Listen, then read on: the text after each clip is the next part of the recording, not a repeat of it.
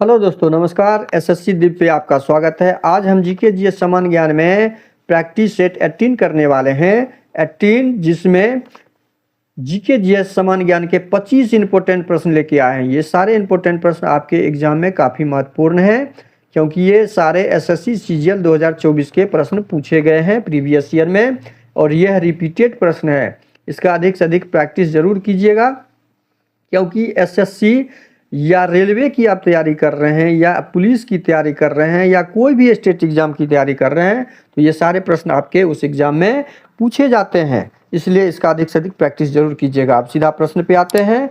Channel पे नए आए हैं तो प्लीज़ चैनल को सब्सक्राइब जरूर कर लीजिएगा, बेल आइकन को ऑल सेट पे जरूर डाल दीजिएगा। अब आते हैं प्रश्न पे। क्वेश्चन नंबर 1 आपके सामने में है, भगीरथी और अलकनंदा नदियों का संगम कहाँ होता है? देखिए, भगीरथी और अलकनंदा नदियों का संगम जो होता है वह देवप्रयाग में होता है। देवप्रयाग। इस प्रश्न का सही जवाब ऑप्शन ए हो जाएगा। आपके लिए अगला प्रश्न है, जनगणना 2011 के अनुसार सर्वाधिक जनसंख्या वाला जिला कौन सा है? जनगणना 2011 के अनुसार ही अभी हम लोग चलते हैं, तो थाने सबसे अधिक थाने जिला का जनसंख्या है। तो इस प्रश्न का सही जवाब ऑप्शन बी हो जाएगा इस ऑप्शन के अनुसार। आपके लिए अगला प्रश्न है, रंजना प्रकाश देसाई जो भारतीय प्रेस परिषद की पहली महिला अध्यक्ष बनी, मूल रूप से सरकार के निम्नलिखित में से किस अंग में कार्य करती थी? यह सरकार के न्यायपालिका में कार्य करती थी, न्यायपालिका जुडिशरी में। तो इस प्रश्न का सही जवाब ऑप्शन सी हो जाएगा। आपके लिए अगला प्रश्न, भोजन, काम और उत्पादकता नारे का प्रयोग किस पंचवर्षीय योजना में डैश गया था? किस पंचवर्षीय योजना में? तो 7वीं पंचवर्षीय योजना में दिया गया था। तो इस प्रश्न का सही जवाब ऑप्शन ए हो जाएगा। आपके लिए अगला प्रश्न, निम्नलिखित में से अशोक के किस प्रमुख शिलालेख में कलिंग युद्ध का उल्लेख किया गया है? कलिंग युद्ध का उल्लेख 13वें युद्ध कलिंग युद्ध का उल्लेख कहाँ किया गया है? निम्नलिखित किस अशोक के प्रमुख 13वें शिलालेख? तो इस प्रश्न का सही जवाब ऑप्शन सी हो जाएगा। आपके लिए अगला प्रश्न है, निम्नलिखित में से कौन राष्ट्रीय मानवाधिकार आयोग सदस्य नहीं होता? राष्ट्रीय मानवाधिकार आयोग का सदस्य नहीं होता है जिलाधिकारी। तो इस प्रश्न का सही जवाब ऑप्शन ए हो जाएगा। आपके लिए अगला प्रश्न है, निम्नलिखित में से कौन सी रासायनिक अभिक्रिया तब होती है जब अनबुझा चूना जल के साथ अभिक्रिया करता है? जल के साथ अभिक्रिया करता है। देखिए, कैल्शियम को ऑक्सीजन O2 यहाँ हो जाएगा, वो कैल्शियम कार्बोनेट बनाता है। तो ऑप्शन ए इस प्रश्न का सही जवाब हो जाएगा। आपके लिए अगला प्रश्न है, निम्नलिखित में से कौन 2008 में भारत रत्न प्राप्त करने वाले पहले गायक या गायिका और उन्हें ख्याल गायकी को लोकप्रिय बनाने का श्रेय भी दिया जाता है? तो कौन है ये? पंडित भीमसेन जोशी। पंडित भीमसेन जोशी। इस प्रश्न का सही जवाब ऑप्शन बी हो जाएगा। आपके लिए अगला प्रश्न है, निम्नलिखित में से किस अधिनियम ने द्वैध शासन को समाप्त करके प्रांतीय स्वायत्तता की शुरुआत की? द्वैध शासन को समाप्त करके भारत सरकार अधिनियम 1935 का अधिनियम था जो द्वैध शासन को समाप्त किया। इस प्रश्न का सही जवाब ऑप्शन डी हो जाएगा।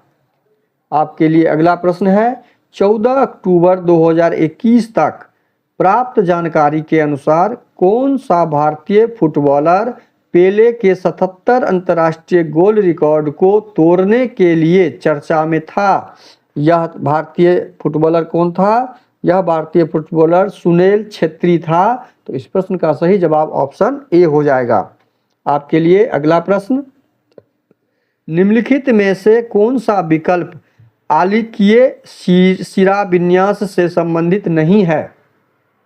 तो मक्का जो है आपका आलिकीय शिराविन्यास से संबंधित नहीं है। तो इस प्रश्न का सही जवाब ऑप्शन डी हो जाएगा। अगला प्रश्न है, 1989 में किस समिति ने स्थानीय सरकारी निकायों के लिए संवैधानिक मान्यता की सिफारिश की? संवैधानिक मान्यता की सिफारिश पीके थुंग समिति ने की थी, पीके थुंगन समिति ने। तो इस प्रश्न का सही जवाब आपका ऑप्शन ए हो जाएगा। आपके लिए अगला प्रश्न, एक परमाणुक अणु की पहचान कीजिए। एक परमाणुक अणु की पहचान हीलियम है, जिसमें एक ही परमाणु अणुक है। तो इस प्रश्न का सही जवाब ऑप्शन सी हो जाएगा। आपके लिए अगला प्रश्न है, यामिनी कृष्णमूर्ति निम्नलिखित में से किस नृत्य से संबंधित है? यह नृत्य हो जाएगा भारतनाट्यम। इस प्रश्न का सही जवाब ऑप्शन ए हो जाएगा। आपके लिए अगला प्रश्न है, पांड्य साम्राज्य का उल्लेख सबसे पहले मेगास्थनीज ने किया था, जिसने कहा था कि उनका साम्राज्य मोतियों के लिए प्रसिद्ध था। उनकी राजधानी डैक्स थी। कहाँ थी उनकी राजधानी? उनकी राजधानी मदुरई थी, मदुरई। तो इस प्रश्न का सही जवाब ऑप्शन सी हो जाएगा। आपके लिए अगला प्रश्न, खेलो इंडिया यूनिवर्सिटी गेम का तीसरा संस्करण निम्नलिखित में से किस राज्य में आयोजित किया गया था? तीसरा संस्करण आपका उत्तर प्रदेश में आयोजित किया गया था। तो इस प्रश्न का सही जवाब ऑप्शन डी हो जाएगा। आपके लिए अगला प्रश्न, निम्नलिखित में से कौन सा एक इनोसिलिकेट एमीफोबल खनिज है जिसका उपयोग राजमार्ग निर्माण और रेल मार्ग बेलस्ट के रूप में किया जाता है? तो हॉर्नल लैंड। इस प्रश्न का सही जवाब ऑप्शन डी हो जाएगा। आपके लिए अगला प्रश्न है, ईस्टर त्यौहार किस समुदाय द्वारा मनाया जाता है? तो ईस्टर त्यौहार जो मनाया जाता है वह आपका ईसाई के द्वारा। इस प्रश्न का सही जवाब क्या हो जाएगा? ऑप्शन डी, ईसाई के द्वारा। अगला प्रश्न, निम्नलिखित में से किस संस्था ने ग्रामीण क्षेत्रों में मुख्यतः गरीब महिलाओं की आर्थिक स्थिति को सुधारने में योगदान दिया है? यह योगदान दिया है स्वयं सहायता समूह ने। तो इस प्रश्न का सही जवाब ऑप्शन सी हो जाएगा। आपके लिए अगला प्रश्न, निम्नलिखित में से किस राज्य सरकार द्वारा संगीत के क्षेत्र में हरिवरासनम पुरस्कार दिया जाता है? हरिवरासनम पुरस्कार संगीत के क्षेत्र में केरल में दिया जाता है। तो इस प्रश्न का सही जवाब ऑप्शन सी हो जाएगा। आपके लिए अगला प्रश्न है, भारत के किस राज्य में बड़े बांधों की संख्या सबसे अधिक है? बड़े बांधों की संख्या सबसे अधिक है, किस राज्य में है यह आपका महाराष्ट्र राज्य में है। तो इस प्रश्न का सही जवाब ऑप्शन सी हो जाएगा। आपके लिए अगला प्रश्न है, सर्पिल आकार के बैक्टीरिया की पहचान कीजिए। सर्पिल आकार की बैक्टीरिया एस्पिरिलियम है, एस्पिरिलियम। तो इस प्रश्न का सही जवाब ऑप्शन सी हो जाएगा। आपके लिए अगला प्रश्न है, 1873 में अमृतसर में निम्नलिखित में से कौन सा सिख सुधार आंदोलन आरंभ हुआ था? 1873 में अमृतसर में सिंह सभा आंदोलन सुधार के लिए हुआ था, सिंह सभा आंदोलन। तो इस प्रश्न का सही जवाब ऑप्शन सी होगा। आपके लिए अगला प्रश्न, केंद्र सरकार ने किस वर्ष राष्ट्रीय हवाई खेल नीति शुरू की? केंद्र सरकार ने 2022 में राष्ट्रीय हवाई खेल नीति शुरू की थी। तो इस प्रश्न का सही जवाब ऑप्शन सी हो जाएगा। वीडियो शुरू से अंत तक जरूर देखिएगा। वीडियो अच्छा लगे तो लाइक और कमेंट कर दीजिए। चैनल पे नए आए हैं तो प्लीज चैनल को सब्सक्राइब कर लीजिए। बेल आइकन को ऑल सेट पे जरूर डाल दीजिएगा। थैंक यू, धन्यवाद। जय हिंद, जय भारत।